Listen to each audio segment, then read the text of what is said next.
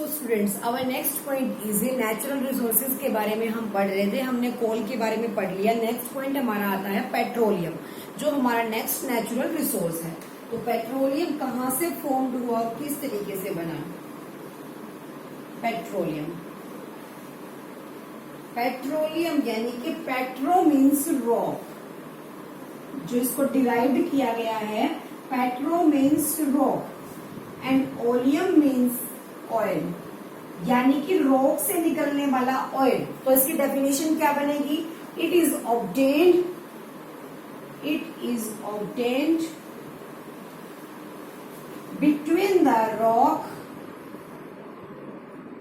between the rocks under the earth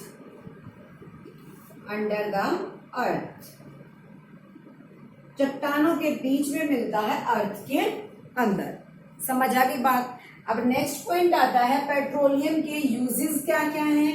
petrol is used in vehicles, यानी कि light vehicles, automobiles,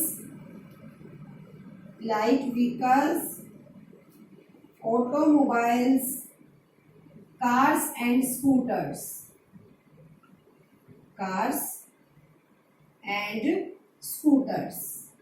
and जो diesel होता है, diesel used for heavy vehicles के में फ्यूल्स के तौर पे किसका यूज होता है?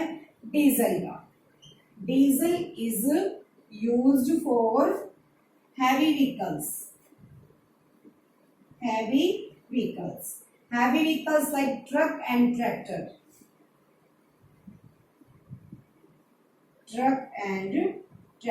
इसमें किसका यूज होगा? डीजल का। उसके बाद नेक्स्ट बारी आती है petrol and diesel are natural resources are called petroleum. Natural resources हैं पेट्रोल और डीजल, इसीलिए इनको बोला गया पेट्रोलियम। पेट्रो मतलब रॉक से निकले।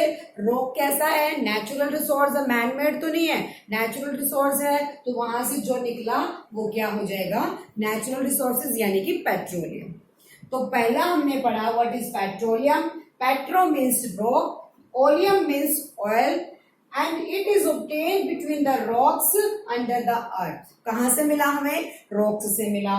लाइट व्हीकल्स के अंदर यूज होगा, ऑटोमोबाइल्स के अंदर, कार स्कूटर्स के अंदर। उसके बाद नेक्स्ट जो नेचुरल रिसोर्सेज है diesel, use for heavy vehicles like truck and tractors. ठीक है, यहां से हमें यूज हुआ। अब बात आती है हाउ पेट्रोलियम इज फॉर्म्ड। जो पेट्रोलियम है वो फॉर्म्ड कैसे हुआ, कैसे मिला हमें? जैसे हमने कोक के बारे में पढ़ा था वही प्रोसीजर इसका है, लेकिन दोनों में डिफरेंस लैंड का और सी का है कि जो पेट्रोलियम है वो कहां से फॉर्म्ड हुआ, यानी कि formation of petrol. Petrol is formed from organisms living in the sea. Petrol is formed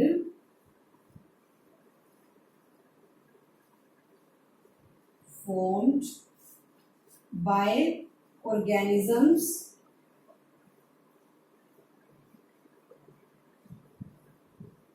living in the sea, जो कहाँ रहते हैं? सी के अंदर। ठीक है। when these organisms are died, जब ये क्या हो जाते हैं? मर जाते हैं। so they settled on the bottom of the sea. सी के जो सरफेस है किसका? बॉटम वाला, नॉट टॉप, बॉटम वाला। वहां ये सारे क्या हो जाते हैं? सेट हो जाते हैं। तो नेक्स्ट टाइम क्या लिखोगे? when these organisms are died,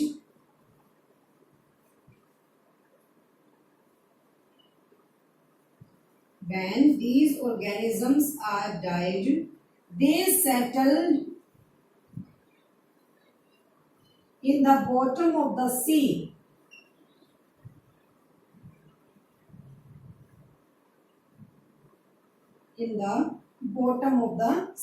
समुद्र का जो नीचे वाला सरफेस है वो वहां पे सेटल डाउन हो जाएंगे।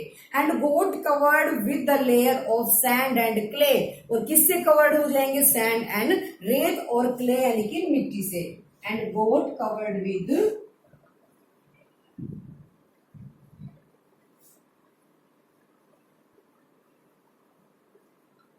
Sand and clay, sand and clay के अंदर क्या हो जाएंगे, ये कवर्ड हो जाएंगे। आफ्टर मिलियन ईयर्स, जब बहुत सारे मिलियन ईयर्स चले जाएंगे, in the absence of air, air वहां पे क्या हो रही है, एब्सेंस हो रही है, तो वहां क्या हो जाएगा, high pressure and high temperature, जिसकी वजह से वो जितने भी डाइड ऑर्गेनिजम्स हैं कन्वर्टेड इनटू पेट्रोल, यानी कि transformed the dead organisms into petroleum and natural gas. तो यहां तुम लिखोगे next point, after million years, ये तो लिख लेना अपने आप, यहां लिखोगे in the absence of air, in absence of air the died organisms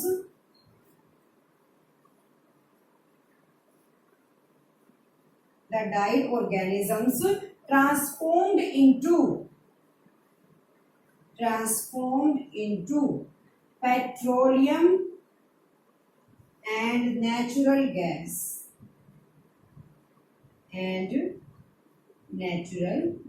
किसमें कन्वर्ट हो जाएंगे, पेट्रोलियम में और नेचुरल गैस में। ठीक है, हमने पढ़ा पेट्रोलियम का जो फॉर्मेशन है वो कहाँ से हुआ।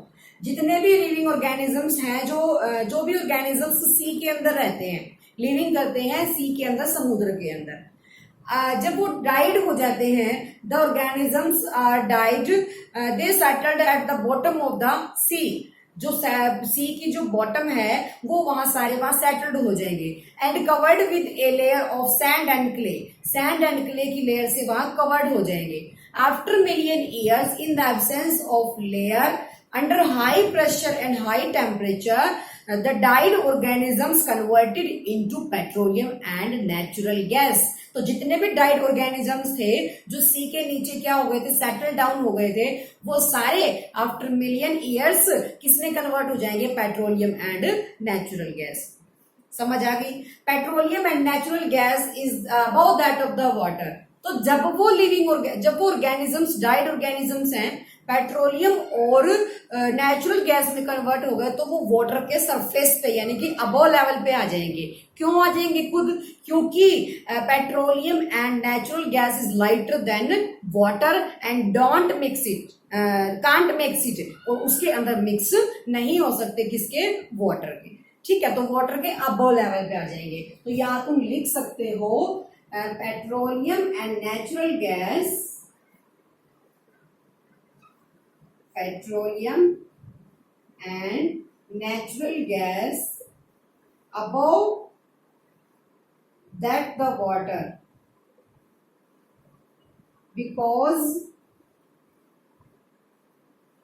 because they are lighter than water,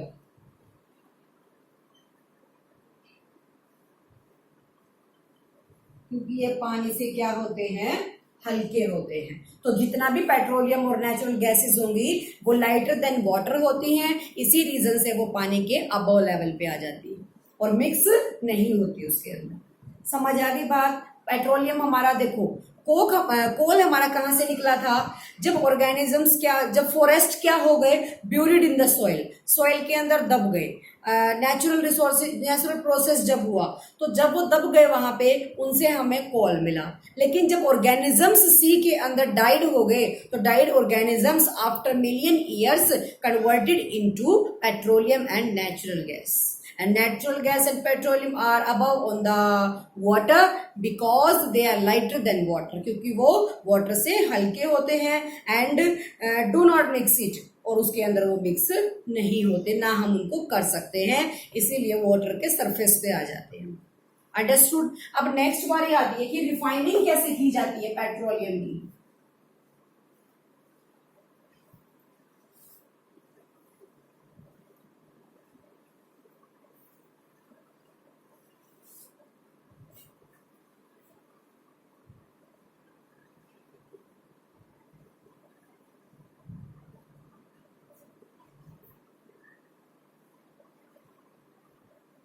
refining of petroleum, refining मतलब उसको क्लियर कैसे किया जाता है, सेपरेट।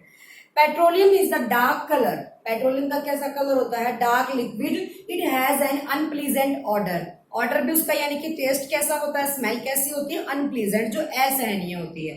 ठीक है, उसके बाद एक लीजिए मिक्सचर ऑफ वेरियस कॉन्स्टिट्यूएंट्स है। ये किस किस का मिक्सचर होता है, पेट्रोल का, डीजल का, लुब्रिकेटिंग ऑयल का, पैराफिन वैक्स का, इन सारी चीजों का ये क्या होता है, मिक्सचर होता है। तो सेपरेट करना इस सारे मिक्सचर से, उसको सेपरेट करना इज कॉल्ड रिफाइनिंग। ठीक है, अब तुम यहां क्या लिखोगे theoretical, petrol is dark colored and its odor is unpleasant.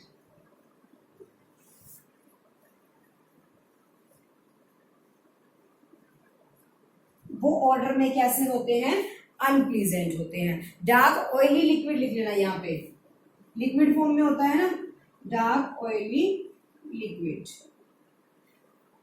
and its odor is unpleasant. It is the mixture of various constituents.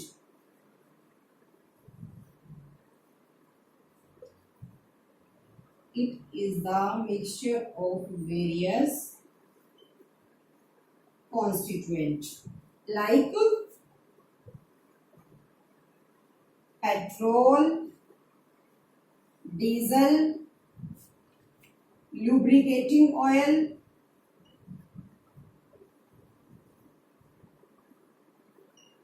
And wax, ETC, इन सब का क्या होते हैं, मिक्सचर होते हैं। Separate out from these constituent, separate out from these constituent, या fraction, TENT, या फिर fraction, is called refining of the petrol.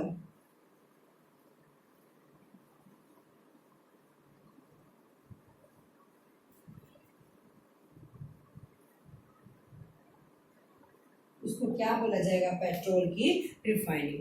And it is carried out in the petroleum refinery, refineries बनी होती है ना स्पेशली, तो it is carried out only, ये तो है नहीं कि ये हर जगह प्रिपेयर हो जाएगा, ऐसा नहीं होता। इनकी रिफाइनिंग जहां होती है उनको पेट्रोलियम रिफाइनरी बोला जाता है। Carried out in the petroleum refinery, petroleum refinery. Understood. Refining का मतलब क्या है, उसको क्लीन करना, अलग करना, किससे, अदर कॉन्स्टिट्यूएंट जो उसके अंदर ऐड है, डीजल हो गया, लुब्रिकेटिंग ऑयल हो गया, वैक्स हो गई, और जितनी भी गैसेस होती हैं वो सारी उसके अंदर इंक्लूड होती हैं, उनसे उनको सेपरेट आउट कर देना is called refining. And it is carried out in the refinery, petroleum refinery के अंदर वो वहां से सेपरेट होती है। ठीक है, अब इसने बोला किसके कॉन्स्टिट्यूएंट होते हैं, मिक्सचर होता है मैनी कॉन्स्टिट्यूएंट का। ये जो कॉन्स्टिट्यूएंट है हमने पेट्रोल से तो अलग कर दिए, लेकिन उनका अलग अलग यूज क्या है वो देखते हैं।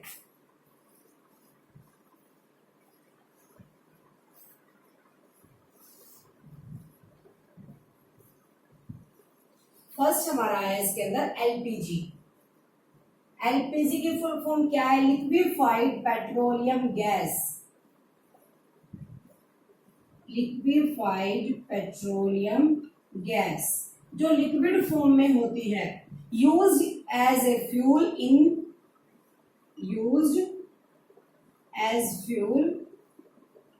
इन होम्स एंड इंडस्ट्रीज,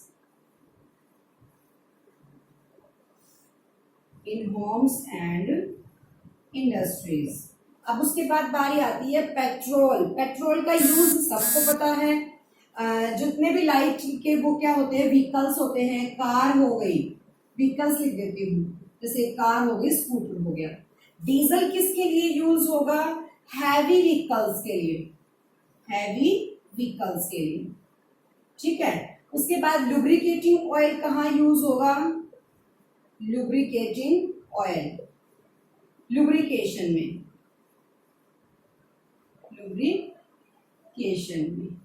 ठीक है। उसके बाद पैराफिन वैक्स होती है,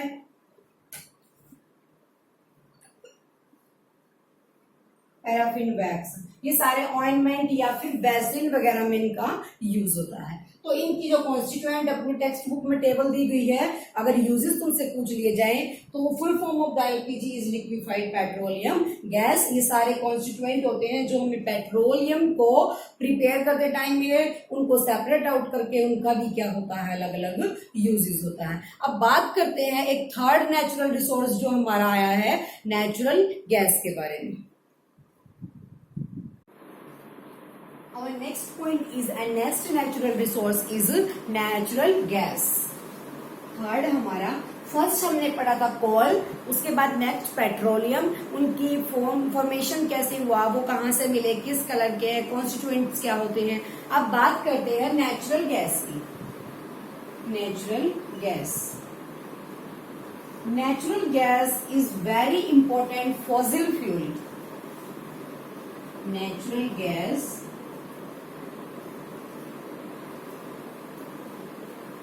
is very important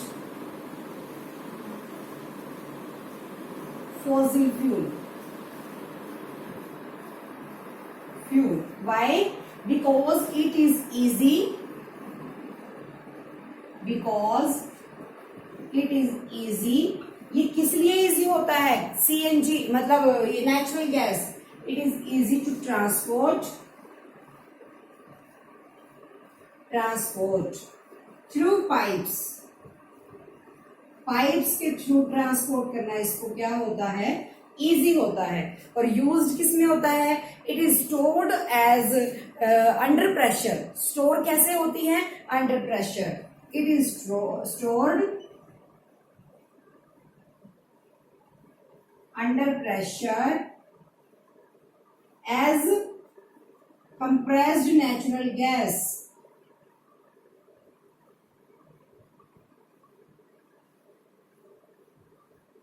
as compressed natural gas यानी कि सीएनजी जिसको तुम बोलते हो। ठीक है, किसमें यूज होता है, प्रेशर में डलता है, प्रेशर में स्टोर होता है। सीएनजी यानी कि कंप्रेस्ड नेचुरल गैस। यूजेस का कहां कहां होता है, यूजेस एट पावर जनरेशन। जितने भी पावर जनरेशन है वहां इनका यूज होता है। Used as fuel, used as fuel in transport। जो ट्रांसपोर्ट है हमारा उसके अंदर एज ए फ्यूल इसका यूज होता है। It is less polluting. जो पोल्यूशन है, तभी तो सबको बोला जाता है जितनी भी नई गाड़ियां आती हैं सीएनजी वगैरह, तो वो क्या होते हैं, लेस पोल्यूटिंग। पोल्यूशन क्या करती हैं, बहुत कम करती हैं। समझ आ गई बात। उसके बाद नेक्स्ट पॉइंट आता है, it can be use directly for burning in homes and factories. For burning, कहाँ इसका यूज होता है, फॉर बर्निंग। डायरेक्टली यूज कर सकते हैं for burning eight homes and factories. समझ आ गई बात। अब जो इसके नेटवर्क है वो वडोदरा और इंडिया के अंदर महाराष्ट्र हो गया, त्रिपुरा हो गया और राजस्थान वगैरह हो गई, यही इसके क्या सारे स्टेशंस हैं जहां सीएनजी है। देखो हमने पढ़ा नेचुरल गैस के बारे में। Natural gas is very important fossil fuel. क्यों है, because it is easy to transport through pipes. क्योंकि इसको ट्रांसपोर्ट करना बड़ा इजी होता है थ्रू पाइप्स। ठीक है, it is stored under pressure as compressed natural gas. ये अंडर प्रेशर स्टोर होती है एज कंप्रेस्ड नेचुरल गैस, इसीलिए इसको सीएनजी बोला गया। CNG is natural gas, compressed natural gas. Uses कहाँ, power generation. Use as fuel in transport, transport में डलवाते हैं ना गाड़ियों में सीएनजी।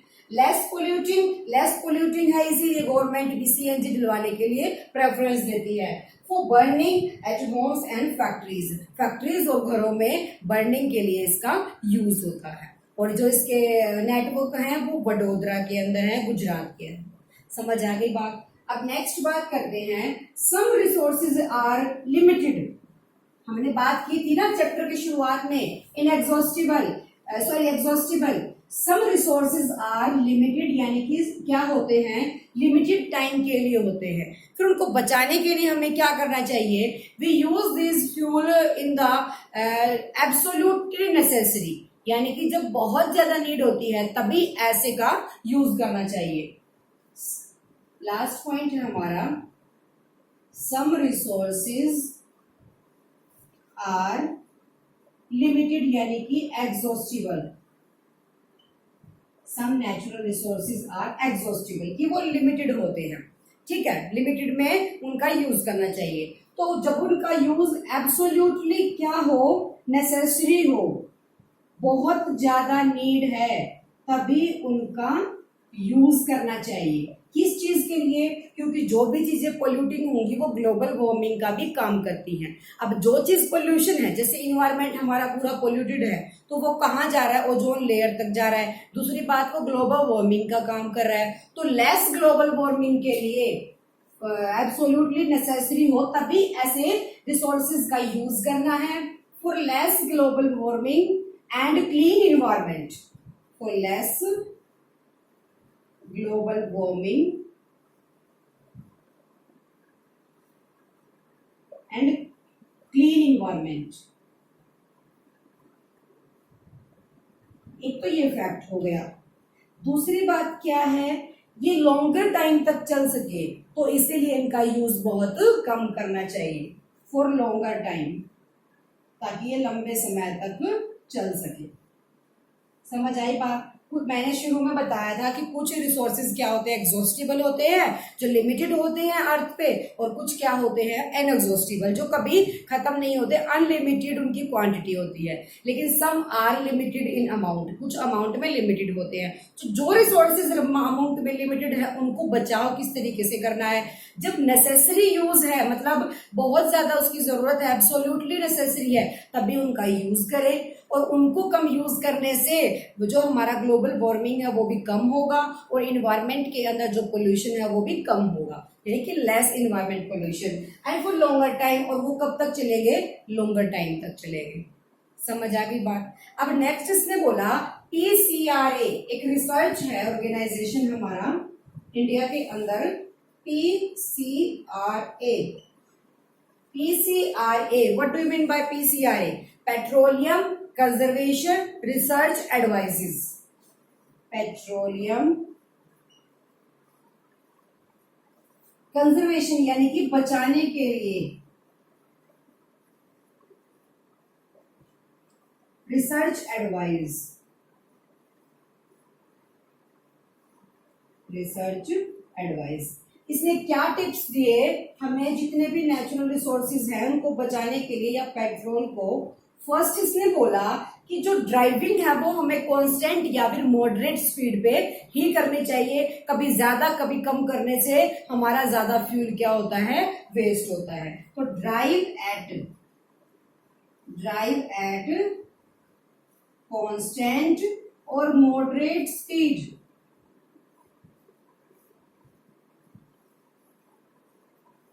कांस्टेंट और मॉडरेट स्पीड। सेकंड आएगा, जो उसके टायर्स होते हैं वो टायर्स क्या होने चाहिए? इंश्योर, यानी कि थोड़े अच्छी क्वालिटी के, अंडर प्रेशर जो उसका होता है टायर्स का, वो गुड क्वालिटी का हो। Ensure the tyre pressure.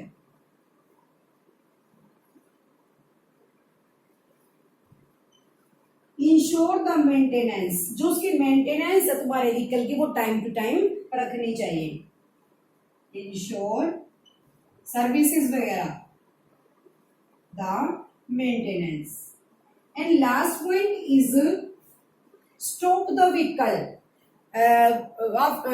On the traffic light. जो ट्रैफिक लाइट होती है वहां पे व्हीकल्स को क्या कर देना चाहिए? स्टॉप, यानी कि switch off. Switch off the vehicle eight traffic light. Traffic light के टाइम पे व्हीकल्स को स्टॉप कर देना चाहिए। ठीक है, ये चैप्टर इज कंप्लीटेड। हमने पढ़ा कोल, पेट्रोलियम एंड नेचुरल गैस के बारे में। कोल हमें कहाँ से मिला? जो फॉरेस्ट हमारे क्या हो गए? ब्यूरिड हो गए सॉइल के अंदर, नेचुरल प्रोसेस की वजह से वो सारे वहां दब गए, under pressure and high pressure, high temperature की वजह से वो कोल में कन्वर्ट हो गई। कोल ने कौन से कॉन्स्टिट्यूएंट दिए? कोक दिया, तार कोल दिया, या जिसको कोल तार, और कोल गैस दी। उसके बाद सेकंड नेचुरल रिसोर्स हमारा कौन सा आया, पेट्रोलियम। जो हमें मिला कि जितने भी ऑर्गेनिजम्स होते हैं सी के अंदर जो लिविंग होते हैं वो क्या हो गए, आफ्टर डाइड, उनके मरने के बाद वो सेटल डाउन हो गए अंडर द सी, ठीक है। उसके जो बॉटम वाली लेयर होती है वहां पे, वो covered with sand and clay, sand and clay से after million years absence of the air they converted into किसके अंदर, पेट्रोलियम के अंदर और नेचुरल गैस के अंदर। फिर नेचुरल गैस जो होती है वो हमारा मोस्ट इंपॉर्टेंट फ्यूल होती है because it is transported through pipes से उसको ट्रांसपोर्ट किया जाता है। दूसरी बात, सीएनजी इज अंडर प्रेशर होती है, कंप्रेस्ड नेचुरल गैस। उसके बाद जो उससे कॉन्स्टिट्यूएंट मिले उनके यूजेस वगैरह, कुछ रिसोर्सेज हमारे एग्जॉस्टिबल यानी कि लिमिटेड होते हैं अर्थ के अंदर, उनको बचाने के लिए क्या करना चाहिए, और जो फ्यूल हम हमारा यूज करते हैं गाड़ियों में उसके लिए क्या क्या टिप्स अपनाने चाहिए। Understood, your chapter is completed, see you again.